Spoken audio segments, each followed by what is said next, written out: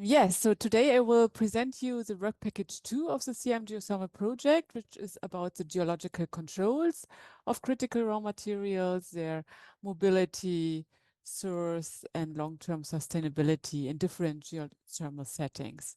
Work package lead is actually here Chris Rochelle, who unfortunately could not attend today's meeting, so I'm trying to do my best to show you the importance of the geology for the project, for the geological understanding.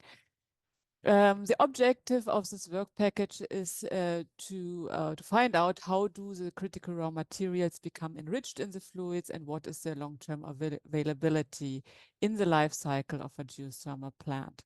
So the idea of the CRM project you see here in the upper right corner is actually that we get the geothermal fluid, extract the heat, and at the same time extract also the brine and as a critical raw material. And if you look at the lower box here, that should simulate a reservoir, and the brine becomes somehow enriched with critical raw materials by different water rock interactions, depending, of course, on the geological conditions of the system. And then we have the enriched brine, and then either we might have scale formation, so mineral precipitation, where critical raw materials could be enriched somehow, or we somehow manage to extract the critical raw material and would re-inject a CRM depleted brine back into the reservoir. And that is what we refer to as sustainability of a brine. So will we then now get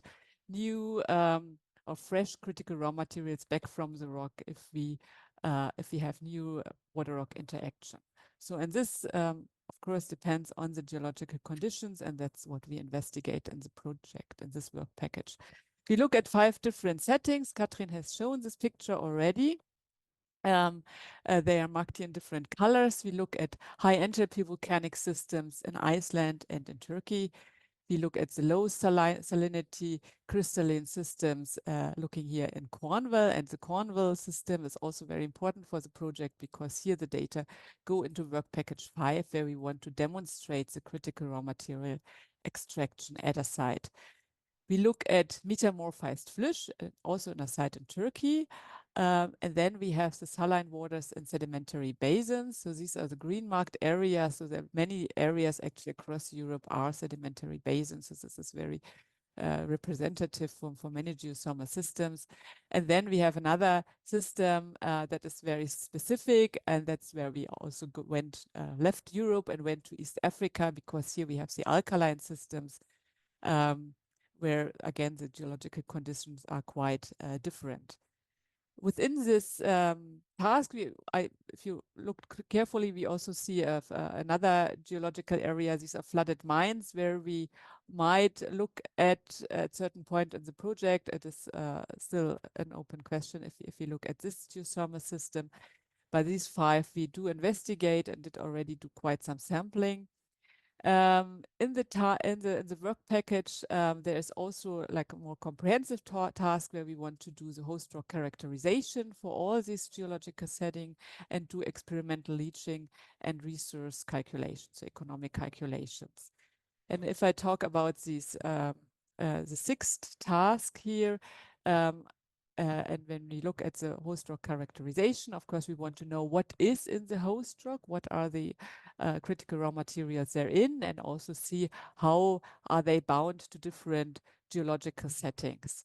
So, and this is investigated by the British Geological Survey, the GFZ in Potsdam, and hydroisotope, and they do so mineralogical investigations, but then also rock leaching with different methods, batch experiments, where we have the rock crushed and investigated at different temperatures and salinities, and see how the critical raw materials are released from the rock. And a different experimental approach is to do sequential extractions. And this is a method where we can find out to which mineral groups the critical raw materials are bound. So that means that we have the crushed rock again and have it reacted with a certain solution. And here we would release the adsorbed amount of element. And then we dissolve the carbonates in a second step and see which critical raw materials are bound to the carbonates and so on. So then we can really find out how mobile these critical raw materials actually are. But from here now, let's have a look at the different geological areas. We look at the first one is the high entropy volcanic geothermal areas in Iceland. And generally, these areas, the waters are young meteoric brines with relatively low critical raw materials. An exception is when if these waters or if the geothermal fluids react somehow with seawater or if they are in the vicinity of ores. And this condition with the seawater influenced elements is, for example, in Reykjanes in Iceland, here in this house western corner on the peninsula of Reykjanes. There's a geothermal sites, very high temperatures, very high temperatures, a lot of wells. And here it is known already from former studies that the water and specifically also the scales are strongly enriched with all kind of precious metals, also like zinc, copper, silver, and so on. And at this size, we are going to look more in detail in the project. We do start the sampling campaign actually only in starting this year, so we don't have new results for this site. Let's move on to Turkey. Here we did do sampling already. I also don't have results for you to present. So there's the two sites, a high entropy geothermal site in Tuzla, which you find here at the Aegean in the north here of the coast, Turkish coast at the Aegean Sea, and so this is a volcanic area. And at the same time, we did the sampling in Zephyrisa, which is more southern, and here we have the metamorphized flysch. We look for lithium, strontium, and rare earth elements in yttrium, do analysis of brine, host rock, and all kind of leaching experiments. But again, here's not so many results yet ready to be discussed. Therefore, I move on to the next geological setting, the East African Rift Valley, where we work together with the University of Nairobi in Kenya, the Constructor University in Bremen, and the GFZ.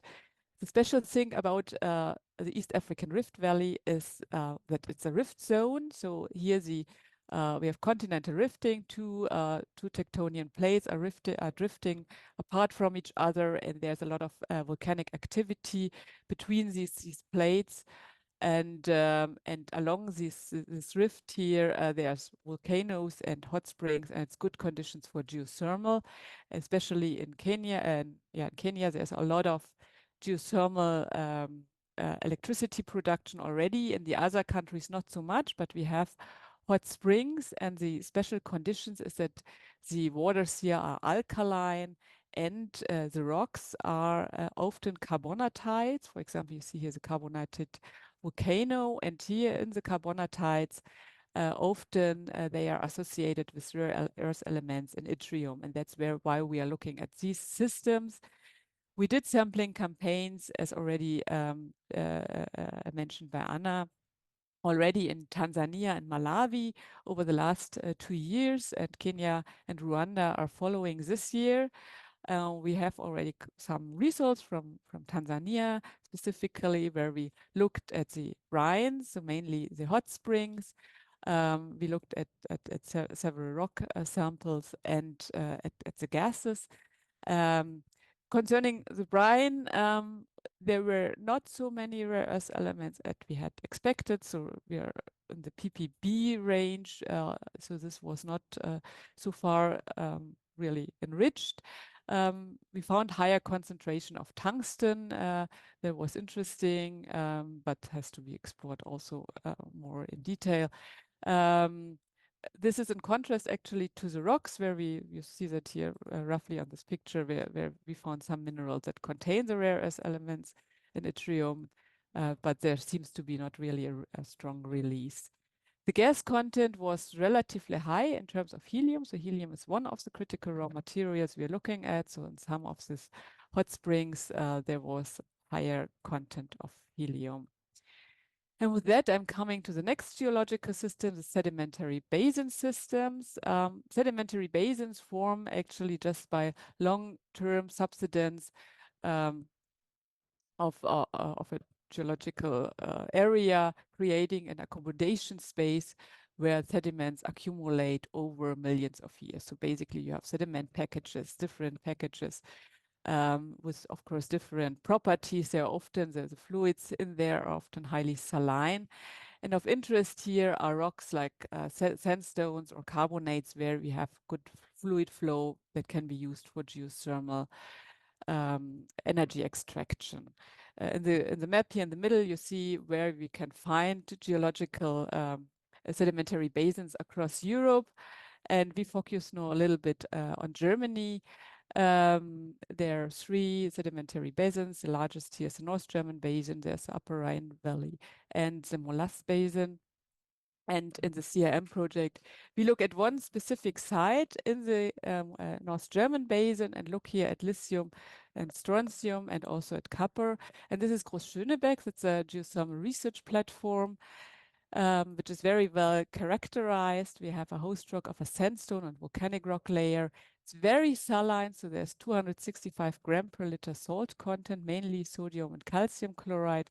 But also, as you see here, there is very high strontium with 1,900 milligram and per liter and or 200 milligram per liter lithium in it. You see you have the two wells going to a depth of 4 kilometers, crossing different geological formations. Our host rock is actually here the Rotliegend sandstone and volcanic rocks. When we did fluid production, there were a lot of scales forming, mainly copper and lead scales, lead containing scales. And that was very interesting. That's why we also look at copper here. And for copper, there's already sort of an explanation, a geological explanation why we have so much copper in the geothermal fluid. And that is, you see here, that is like a sketch of the profile of the Groß-Schönebeck situation with a basement that is covered by volcanic rocks. And they are covered again by the sandstone of the Rotliegend, which is the saline brine. The saline brine enters by faults and fractures somehow the volcanic rocks, releases the copper and other heavy metals, probably also the lithium, and transports it into the fluid of the Rotliegend. And on top of the Rotliegend, there's another formation, the Kupferschiefer here, and that is known for the high copper content. So this is basically the sink for the copper. So this copper formation, this is also mined in Germany and Poland over centuries, actually, and that's why it's very well investigated. And several authors explained this copper enrichment here by the theory that we are following. So in the project, we look now at the different geological formation, not only at the Rotliegend and volcanic rock, but at all formations or at many formations. You see here that we looked at 23 geological formation within the master thesis of our group, Annika Thomas. She looked at 23 formations and did a procedure. She looked what is actually the content in terms of lithium, strontium, and copper in these different formations.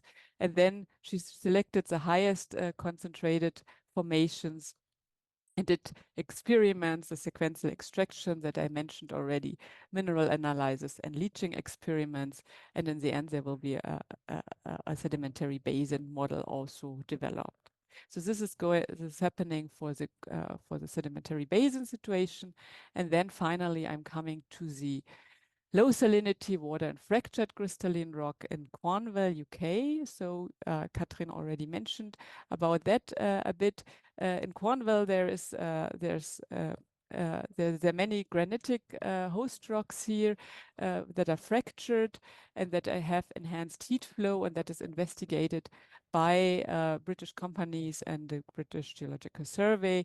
There's a United Deep Down Geothermal Drilling project here in United Downs and also other projects that I will not talk much about. But close to these United Downs sites, there is also the CLL site where they drill, this company, which is also project partner. They drilled several wells to be investigated for lithium extraction, but also for other critical raw materials. So here we went and did our hydraulic testing to see if it's okay for both geothermal and critical raw material extraction. The lithium enriched brines we already know that it's enriched here, and that comes probably from the mica of the host rock. So this picture here, Katrin has shown you already before. This was what we tested. There are two wells going into the fracture zones of granitic and metasediments. And we did the hydraulic testing, finding out that we have a very high productivity index, and the water was of a salinity similar to seawater.